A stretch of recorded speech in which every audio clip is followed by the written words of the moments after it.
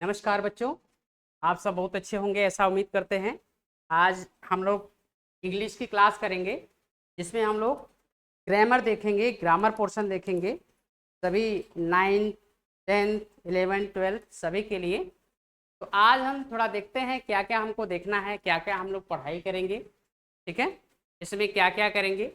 तो हम लोग पहले स्टार्ट करते हैं टेंस से। किससे स्टार्ट करेंगे? टेंस को देखते हुए टेंस लेके चलेंगे। हम लोग टेंस को अच्छे से समझने के बाद जैसे हमारा टेंस कंप्लीट होगा, टेंस के बाद हम लोग एक्टिव पैसिव देखेंगे। क्या देखेंगे? एक्टिव टू पैसिव देखेंगे। एक्टिव टू पैसिव की बात करेंगे। ठीक है, क्योंकि आप सभी यूपी बोर्ड के सिलेबस में ये सारे टॉपिक हैं जिसके लिए टेंस आपका बेस है। टेंस आपको अच्छे से आना चाहिए। टेंस के साथ के बाद हम लोग स्टार्ट करेंगे एक्टिव पैसिव। एक्टिव पैसिव के बाद हम लोग देखेंगे नरेशन। क्या देखेंगे? नरेशन देखेंगे। नरेशन को ही हम लोग कहते हैं डायरेक्ट और इनडायरेक्ट। ठीक है, नरेशन देखा जाएगा। ठीक है, नरेशन के बाद बाकी जो चीज़ें रहेंगी, आपका लेटर हो गया, एप्लीकेशन हो गया। पहले हम लोग ग्रामर को कंप्लीट करेंगे। ग्रामर को कंप्लीट करने के बाद तब हम लोग बुक्स की तरफ बढ़ेंगे। ठीक है, ग्रामर को कंप्लीट करने के बाद तब हम लोग किसकी तरफ बढ़ेंगे? तब हम लोग जो है बुक्स की तरफ चलेंगे। 2 से ढाई महीने के अंदर हम लोग इसको कवर कर लेंगे। ठीक है, 2 से ढाई महीने के अंदर हम लोग इसको सारा पोर्शन हम लोग कवर कर लेंगे, जिसमें आपका टेंस भी होगा, active passive, narration, synthesis, transformation. ठीक है, ये जो आपका ये टॉपिक है, ये सारे टॉपिक आपको 9th और 10th में मिल जाएंगे। 11 और 12th में कुछ टॉपिक आपके बढ़ जाते हैं, जैसे उसमें आपका सिंथेसिस हो जाएगा, ट्रांसफॉर्मेशन हो जाएगा। ठीक है, वोकाबुलरीज रहेंगी। ठीक है, ऐसे वगैरह ये सारी चीज़ें हम लोग, एप्लीकेशन, लेटर, ये सारी चीज़ें हम लोग देखेंगे। ठीक है, तो आज हम लोग कुछ बात करते हैं, कुछ बेसिक बातें करते हैं। ठीक है, यानी इसको स्टार्ट करने से पहले कुछ हम लोग बेसिक देख लेते हैं कि हमें टेंस को पढ़ने से पहले क्या क्या चीज़ें देखनी चाहिए और क्या क्या चीज़ें हमको आना चाहिए। ठीक है, तो सबसे पहले हमें ये जानना होता है कि हमारा सब्जेक्ट क्या है। सबसे पहले क्या जानना होता है? सब्जेक्ट। सब्जेक्ट को ही हम लोग कर्ता के नाम से जानते हैं। सब्जेक्ट को ही हम लोग क्या कहते हैं? कर्ता कहते हैं। ठीक है, सब्जेक्ट को ही हम लोग क्या कहते हैं? सब्जेक्ट को ही हम लोग कर्ता कहते हैं। देखिए, कोई भी सेंटेंस हो, सबसे पहले हमको सब्जेक्ट जानना है। और सब्जेक्ट जानने के लिए आपको क्या करना है? सब्जेक्ट जानने के लिए आपको कौन का क्वेश्चन यानी हु का क्वेश्चन कर देना है। कोई भी सेंटेंस रहेगा, अगर आपको जो है सब्जेक्ट नहीं पता है तो आप उसमें कौन का क्वेश्चन करेंगे। सबसे पहले क्या करिएगा? कौन का क्वेश्चन करेंगे। जैसे अगर हम ले लें इसमें कि राधा, ठीक है, राधा, ठीक है, खाना पकाती है। राधा क्या करती है? तो राधा खाना पकाती है। अगर इस सेंटेंस को हम लोग ले लें, अगर हमसे कोई पूछे इसमें सब्जेक्ट क्या है, तो हम अगर नहीं पता है तो हम ये जान सकते हैं कौन का क्वेश्चन करके। जैसे अगर हम क्वेश्चन करें खाना कौन पकाता है, तो इस कौन के आंसर में हमको मिल जाएगा राधा। तो राधा हमारा क्या हो जाएगा? राधा ही हमारा क्या होगा? सब्जेक्ट होगा। ठीक है, तो किसी भी हिंदी वाक्य में प्रायः ये देखा जाता है कि जो सब्जेक्ट होता है वाक्य के शुरू में होता है, और जो वर्ब होती है यानी क्रिया जो होती है वाक्य के अंत में होती है। या फिर ऐसे भी कर सकते हैं, जिसके बारे में हम बात करते हैं उसको क्या बोला जाता है? सब्जेक्ट। सब्जेक्ट के बाद हम बात करते हैं थोड़ा सा ऑब्जेक्ट के बारे में। तो ऑब्जेक्ट के बारे में, अगर ऑब्जेक्ट की बात करें, इसको हम लोग कर्म बोलते हैं। क्या बोलते हैं? कर्म बोलते हैं। ऑब्जेक्ट, ऑब्जेक्ट जो होता है वो 2 टाइप्स का होता है। ऑब्जेक्ट कितने टाइप का होता है? 2 टाइप का होता है। पहला होता है आपका डायरेक्ट ऑब्जेक्ट। इसको हम लोग डायरेक्ट ऑब्जेक्ट कहते हैं। क्या कहते हैं? Direct object. ठीक है, और दूसरा होता है इनडायरेक्ट ऑब्जेक्ट। दूसरा क्या होता है? दूसरा जो होता है वो हमारा इनडायरेक्ट ऑब्जेक्ट होता है। क्या होता है? तो इनडायरेक्ट ऑब्जेक्ट होता है।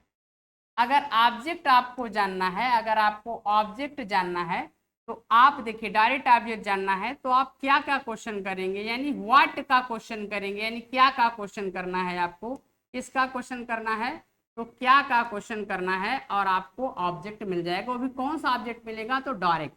अगर इनडायरेक्ट जानना है तो आप किसे का क्वेश्चन करेंगे, किसे का क्वेश्चन करेंगे, यानी हुम का क्वेश्चन करेंगे, यानी किसे का क्वेश्चन करेंगे, तो आपको इनडायरेक्ट ऑब्जेक्ट मिल जाएगा। इस डायरेक्ट ऑब्जेक्ट में एक बात याद रखिएगा, इस डायरेक्ट ऑब्जेक्ट में हमेशा निर्जीव चीजें आती हैं। क्या आती हैं, निर्जीव चीजें आती हैं, निर्जीव चीजें आती हैं। क्या आएंगी, तो निर्जीव आएगा। और इस इनडायरेक्ट वाले में क्या आता है, तो सजीव आता है। क्या आता है, इनडायरेक्ट वाले में सजीव आता है और इसमें निर्जीव आता है। ठीक है ना। तो हमेशा डायरेक्ट ऑब्जेक्ट में आपका जो है निर्जीव आएगा और आपका इनडायरेक्ट ऑब्जेक्ट में हमेशा क्या आएगा, हमेशा आपका जो है सजीव आएगा। जैसे हम देख लेते हैं, अगर आपको डायरेक्ट ऑब्जेक्ट जानना है तो आप क्या का क्वेश्चन करिएगा, इनडायरेक्ट जानना है तो किसे का क्वेश्चन करिएगा। जैसे लिख दें रामू है, रामू बाजार, रामू बाजार जाता है, रामू बाजार जाता है। अगर हम इसको लिख दें, ठीक है, पहले तो सब्जेक्ट देख लेते हैं कि रामू कहाँ जाता है, तो बाजार जाता है। इसमें सब्जेक्ट है लेकिन ऑब्जेक्ट नहीं है। अब इसी सेंटेंस को अगर ऐसे लिख दें, दूसरा सेंटेंस लिख दें, मोहन, लिखते हैं कहानी, मोहन क्या करता है, कहानी पढ़ता है। मोहन क्या पढ़ता है, तो कहानी पढ़ता है। मोहन क्या पढ़ता है भैया, कहानी पढ़ता है। तो सब्जेक्ट जानना हो तो कौन का क्वेश्चन करेंगे, कहानी कौन पढ़ता है, मोहन, ये हो गया सब्जेक्ट। अब वो क्या पढ़ता है, तो क्या के आंसर में क्या आ रहा है, कहानी, तो ये हो गया आपका ऑब्जेक्ट। और कौन सा ऑब्जेक्ट, देखिए कहानी एक निर्जीव वस्तु होती है इसलिए इसे हम क्या कहेंगे, डायरेक्ट ऑब्जेक्ट। इसी तरह अगर इनडायरेक्ट ऑब्जेक्ट देखना है तो कैसे देखेंगे, जैसे देखिए सीता, लिख दें यहाँ पे सीता मुझे, ध्यान से देखिए, मुझे हिंदी, मुझे हिंदी, मुझे क्या, मुझे हिंदी पढ़ाती है। सीता मुझे हिंदी पढ़ाती है। कौन पढ़ाता है, सीता। तो कौन पढ़ा रहा है, ये तो मेरा सब्जेक्ट हो गया सीता, ठीक। और क्या पढ़ाती है, ये मेरा डायरेक्ट ऑब्जेक्ट हो गया, ये तो डायरेक्ट ऑब्जेक्ट हो गया ना। क्या पढ़ाती है, हिंदी, ये डायरेक्ट ऑब्जेक्ट है। ये क्या है, ये डायरेक्ट ऑब्जेक्ट है। अब किसे पढ़ाती है, मुझे पढ़ा रही है, ये आपका इनडायरेक्ट ऑब्जेक्ट हो गया। इसे ही हम बोलते हैं इनडायरेक्ट ऑब्जेक्ट। ये मेरा इनडायरेक्ट ऑब्जेक्ट है, ठीक है। और देख लीजिए डायरेक्ट ऑब्जेक्ट में आपको हमने कहा था, डायरेक्ट ऑब्जेक्ट में क्या आएगा, हमेशा कोई निर्जीव वस्तु आएगी। तो हिंदी निर्जीव वस्तु किताब का नाम है और सब विषय का नाम है। और इधर इनडायरेक्ट में हमेशा कोई सजीव आएगा। तो यहाँ देख लीजिए मुझे, जो कि इनडायरेक्ट ऑब्जेक्ट है, इसमें सजीव आता है। तो हमेशा याद रखेंगे आप, जब भी आपको ऑब्जेक्ट जानना है तो पहले क्या का क्वेश्चन करेंगे तो आपको डायरेक्ट मिलेगा, और किसे का क्वेश्चन करेंगे तो क्या मिल जाएगा, इनडायरेक्ट ऑब्जेक्ट मिल जाएगा।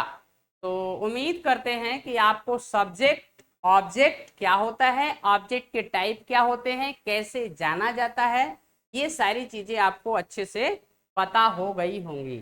ठीक है, कुछ और बात कर लेते हैं आगे, कुछ और ले लेते हैं, कुछ और लेते हैं, कुछ और चीज़ें जानते हैं। ठीक है, कुछ और चीज़ें समझते हैं।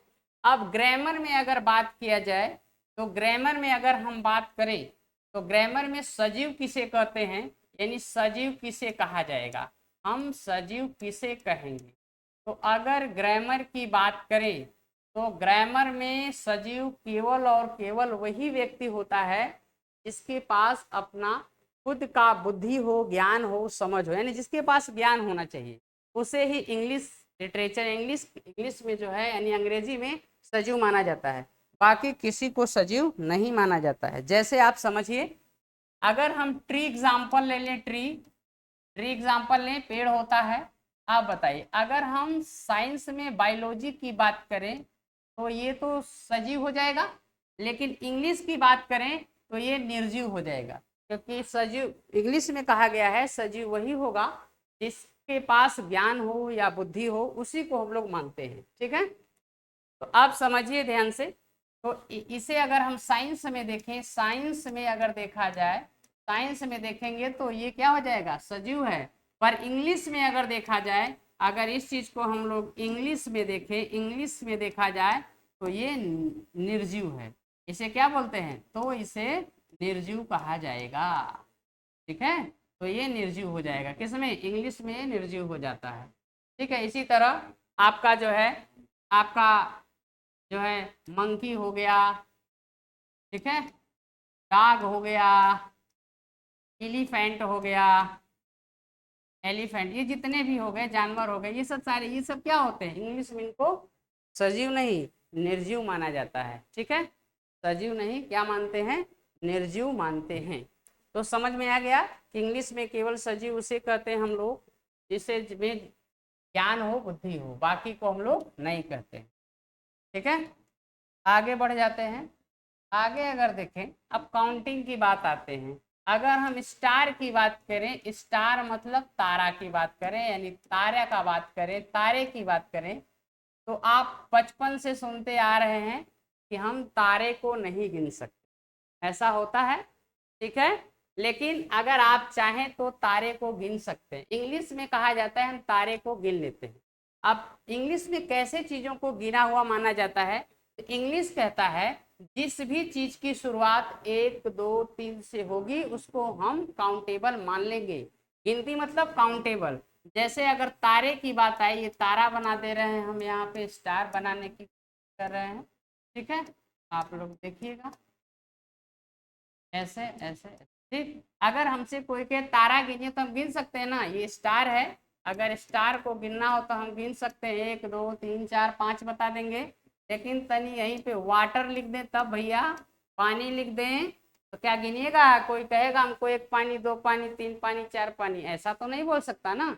तो इंग्लिश में कहा गया है कि अगर कोई भी चीज है जिसकी काउंटिंग 1 से होगी, किससे होगी, 1 से, तो समझ 1 2 3 4 समझ जाइए, उसको हम गिन सकते हैं। अगर 1 2 3 4 से नहीं हुआ तो नहीं गिन सकते हैं। ठीक है, 1 2 3 4 से नहीं हुआ तो नहीं गिन सकते हैं, तो पानी की शुरुआत नहीं। लेकिन इसमें और एक चीज अपवाद है, इंग्लिश कहता है कि हम पैसे को, मनी को नहीं गिन सकते। इंग्लिश की लैंग्वेज में मनी को नहीं गिन सकता। मनी कहता है, इंग्लिश कहता है हम मनी को नहीं गिन पाएंगे भैया, रुपया पैसा, मनी को नहीं गिन सकते हम। ठीक है, इसलिए अगर आपने कभी पढ़ा होगा, देखा होगा सारी चीजें, तो आपको ये सब पता होगा कि इंग्लिश के साथ हमेशा देखिए, मनी के साथ हमेशा हाउ मच का प्रयोग होता है। ठीक है ना, हाउ मच मनी, ठीक है, हाउ मच मनी, क्योंकि जिन चीजों को हम नहीं गिन सकते हैं उसके साथ हाउ मच लगता है, और जिसे गिन लेते हैं उसके साथ क्या लगेगा, हाउ मेनी। और तारे के साथ लगता है हाउ मेनी। इसका मतलब कि इंग्लिश में तारा गिनाया जा सकता है। ठीक है, लेकिन क्या पैसा गिनाएगा, नहीं गिनाएगा। क्या वाटर गिनाएगा, नहीं गिनाएगा। इसलिए इनके साथ हाउ मच लगता है, यहाँ लिख सकते हैं हाउ मच वाटर। ठीक है, तो यानी जिनकी स्टार्टिंग 1 से होगी उनको हम गिन सकते हैं। ठीक है, और जिसकी नहीं। और साथ में इंग्लिश में ये कहा गया है, इंग्लिश जो है मनी को नहीं गिन सकता है, इसलिए इसके साथ हाउ मच का प्रयोग होता है। ठीक है, तो आप लोग का, कुछ लोग का क्वेश्चन हो सकता है, सर क्या हम चावल यानी राइस को गिन सकते हैं, राइस को गिन सकते हैं, राइस, राइस यानी चावल, यानी व्हीट, इन सबको हम गिन सकते हैं, तो नहीं गिन सकते। गिनने को तो आप कहेंगे सर लाइए काहे नहीं गिन लेंगे, लेकिन आप सोचिए, क्या आप कभी घर पे मम्मी से खाना मांगते हैं तो आप लोग कहते हैं क्या मम्मी एक खाना दो, 1 चावल 2 चावल 3 चावल, नहीं ना। आप 1 से जो शुरुआत करते हैं, तो इंग्लिश क्या कहता है, जिसकी शुरुआत 1 2 से उसी को हम गिनेंगे, जिसका नहीं तो नहीं। अच्छा, घर पे व्हीट माने गेहूं होता है, अगर गेहूं से बना दिया जाए आटा यानी फ्लोर, आटा यानी फ्लोर यानी आटा बना दिया जाए, तो क्या हम गिन पाएंगे, नहीं गिन सकते हैं। ठीक, लेकिन इसी आटे से अगर रोटी बना दी जाए तो हम गिन सकते हैं कि नहीं गिन सकते हैं, क्यों, क्योंकि आप जब भी मम्मी से मांगते तो मम्मी 1 रोटी 2 रोटी 3 रोटी, तो जब भी किसी चीज की शुरुआत 1 2 3 से होगी तो इंग्लिश कहता है हम उसको गिन लेंगे। ठीक है ना, लेकिन राइस को तनी मम्मी से कही मम्मी 1 ठो चावल दे दीजिए तो नहीं मांगते आप। इसी तरह दाल ना, आप थोड़ी पल्स, आप थोड़ी कहते हैं कि मम्मी 1 ठे दाल दे दीजिए। तो इन चीजों को हम, यानी जिनकी शुरुआत एक से रहेगी, 1 2 3 4 समझ जाइए, इसको हम क्या कर सकते हैं, गिन सकते हैं, उन सब चीजों को हम गिन लेंगे। ठीक है। और जानिए हाउ मच कहाँ लगता, हाउ मेनी कहाँ लगेगा, हाउ मच वहां लगता है जिनको हम नहीं गिन सकते, और हाउ मेनी वहां लगता है जिनको हम गिन सकते हैं। ठीक है।